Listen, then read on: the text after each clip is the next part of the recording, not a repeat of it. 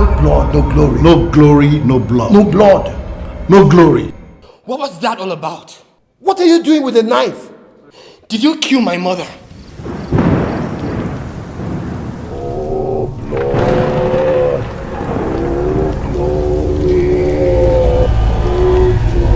Going blood over mom's picture. Martins, we agreed it was a dream. Then suddenly there was smoke everywhere. I passed out and next thing I was on the bed. It looked so real. Because you created a false reality. But why? You're going through a lot, son. But you'll get over it soon. See, Martins, you need Jesus. Jesus is the one that fixes broken people. He said in his word, he said, come to me, all of you with heavy loads, and I will give you rest. Guy, I've never been high before. Okay. I heard that thing is dope. Like, you got it from Dubai. Martins, Sir. have I given you your answer? No, Dad. You've given me more questions.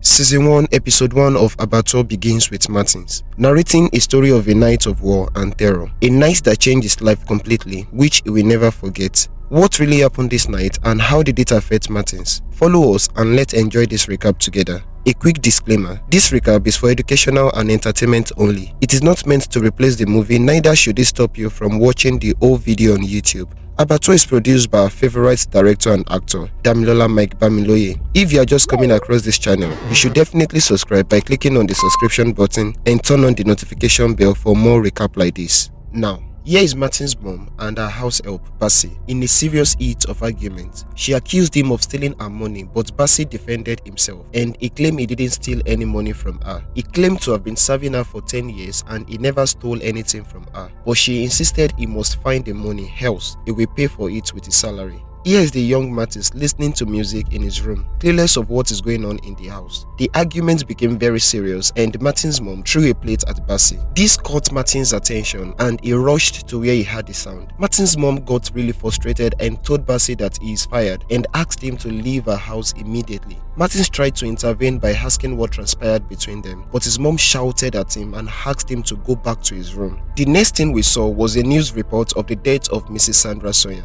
Yes, Martin's mom. Now the question is, who killed her and how did she die?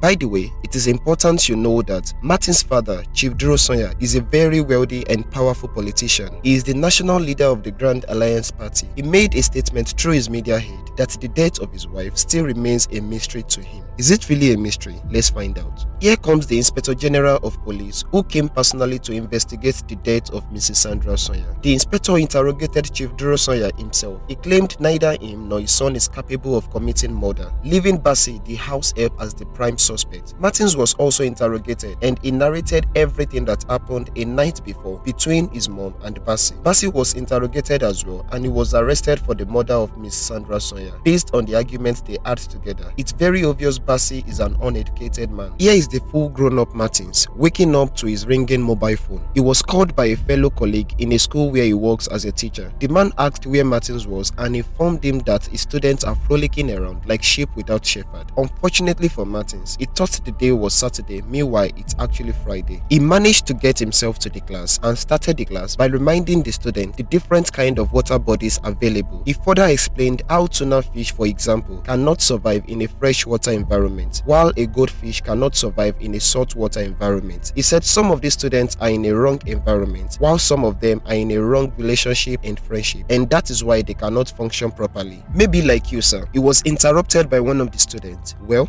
Martins said he's a very open person and he doesn't take things too personal, so he asked the student to buttress his point. The student said, in his own opinion, it seems it is Martins that did not balance well with the environment. Maybe it is not his type of environment. He thinks the teaching job he is doing is not the right job for him. Perhaps he can find another work like carpentry work. He doesn't come to work regularly and he's supposed to be coming every day. And also, whenever he's taking a class, it is always like a burial ceremony because everywhere is always silent. So he recommended again that that Martins should try carpentry job. Perhaps he will be able to balance well with such environment. At this point, what do you think will be Martins' response? Well, he asked the class to clap for him. The whole class clapped. Then angrily, he asked the student to get out of his class, else he will repeat the class. But wait a minute, I thought Martin said earlier that he's an open person and he doesn't take things too personal. Maybe the students really crossed the line. Eventually, in that same class, Martins ended up chasing 17 students out of the class in annoyance. The principal was very angry with his actions and warned him to stop sending students out of the class and also to take his job seriously. Leaving the principal office, he met Wale, the colleague who called him on the phone earlier. Wale tried to bring him to the awareness that he is misbehaving and some things have changed about him. Wale told Martins that it seems he needs to quit his job and learn trading because his attitude these days is the characteristics of a man in the wrong environment. Wow, same thing the students told him earlier in the class. Is he really in the wrong environment? Martins was very furious. He called Wale a man with no common sense and left angrily. On arriving home that day, he saw a white envelope at his entrance. Inside the envelope is a letter from his father. Here's the content of the letter his father wrote to him. My son, over the years, so many circumstances have pulled us apart, but my love for you remains steadfast. With all sincerity, I desire to see you. Truly, we drifted apart for 15 years, but it is time you crawl out of your shadows and come back home. Your legacy awaits you, and most importantly, I, your father, await you. Immediately he was done reading the letter, he tore it into pieces. While he was sitting alone in his room, he received a call from an unknown number. He picked the call and the caller was actually his father. His father greeted him and told him he is so glad to hear his voice again after 15 years. But Martins responded by asking him who gave him his number and what exactly he wants from him. From the way Martins responded, it was very obvious that things are not right between him and his father. His father asked when he is coming home, but he said there is no going back home. The conversation gets serious. His father made him understand that the company is waiting for him, but Martins gave a very harsh response and ended the call. That same night, Martins had a terrible dream. He was hearing the voice of his mother crying and beckoning on him to come back home. Suddenly, the voice changed to that of his father, and he saw his father wearing a ritual cloth, telling him to come back home. It was indeed a nightmare for Martins, but thank God he woke up eventually. While Martins was taking his breakfast, a framed picture of an elderly man standing beside him caught his attention. I know some of us already know this elderly man. Yes, our favorite Baba Gbenro. Martins called him and they exchanged pleasantries. Baba Gbenro is actually the man God used to redirect his steps into God's kingdom when he was a homeless boy on his way to perdition. Martins told Baba Gbenro that he needs his help. He said the past is calling and beckoning on him. The monster he was 15 years ago is surfacing again and people don't understand him anymore at work. But Baba Gbenro responded by asking him if there is something or somebody he has locked up in the past who wants to be released. He asked him if he is not nursing unforgiveness towards somebody in particular. Baba Gbenro admonished him to set himself free from unforgiveness. He said, Jesus did not advise us to forgive, but he commands us to forgive. Martins asked him if he had ever told him the story of his life, and Baba Gbenro replied, no, he did not. Then Martins said, now is the good time to tell him everything. But Baba Gbenro said, not on the phone. He said they will have to meet to have a proper discussion. Now, we are going to see what happened to Martins 15 years ago. So sit tight and let's enjoy the rest of this recap together. If you are yet to like and click on the subscription button,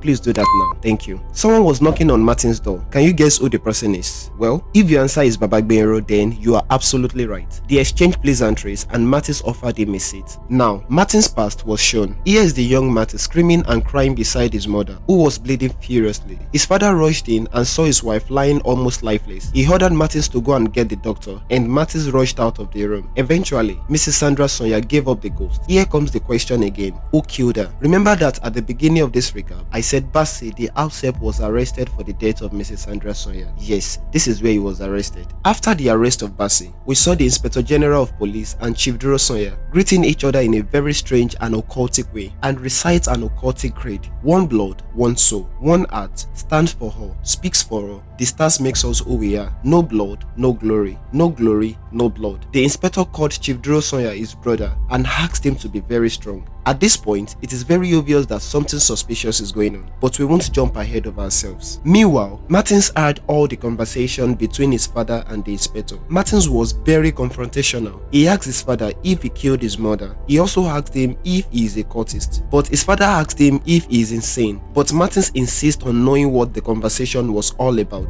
No blood, no glory. What does it mean? Chief Sawyer was able to brainwash his son that he had wrongly. He said the inspector was only advising him to do regular checkup for his blood pressure, and he also mentioned that he once had a daughter named Glory who lost her life due to high blood pressure, and that was why Martins kept hearing blood and glory. At this point, Martins was confused. He apologized to his father, but his father shouted at him to go back to his room, which he did. Martins went to lie down on his bed. Shortly after, he fell asleep and he had a terrible dream. He saw his father performing some kind of ritual on his dead mom. He woke up scared. He picked up his phone to check the time. It was 2:07 a.m. Then he went back to lie on his bed again, but he couldn't sleep, so he rose up and was walking around the house. Here is Chief Sawyer in a ritual regalia, performing some ritual on the picture of his wife, and he was reciting "No blood, no glory" multiple times. Martins opened the door and saw his father pouring blood on the picture of his mother. But wait, all these ritual activities you saw was still a dream. In case you are confused, Martins had a dream. In the dream, he woke up, checked the time, go back to sleep, and continued the dream. In the morning, Martins' father came to wake him up for school. The look on his face was quite funny. His father told him he's already late for school, so he should dress up quickly, but Martins can't help but to stare at his father's face as he leaves the room. Martins was ready for school. He came to his father and told him he wants to ask him a question. Martins asked his father why he always lock up his study room, and his father replied him that is where he keeps all his important political and business documents, so it is mandated for him to lock the study room. Martins told his father he had a dream, and he narrated the whole dream to him, how he saw him in the study room performing ritual with his mom's picture. Chief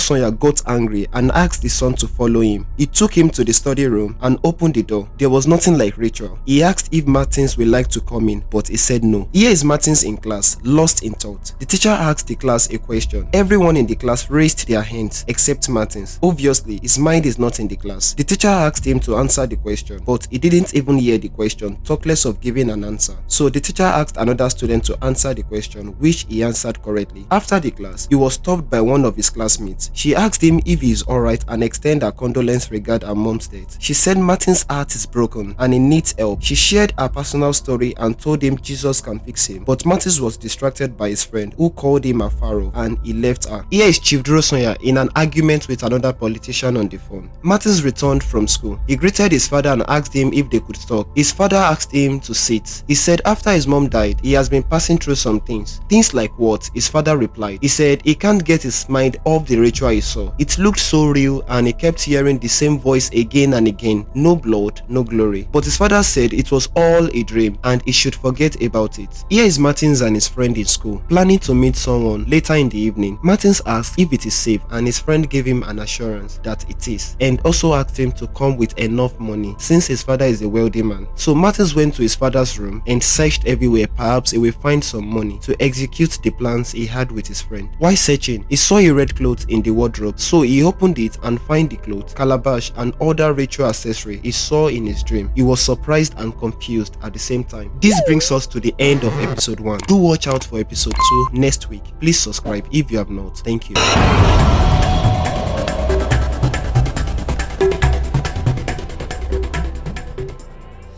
Saw that night was a dream.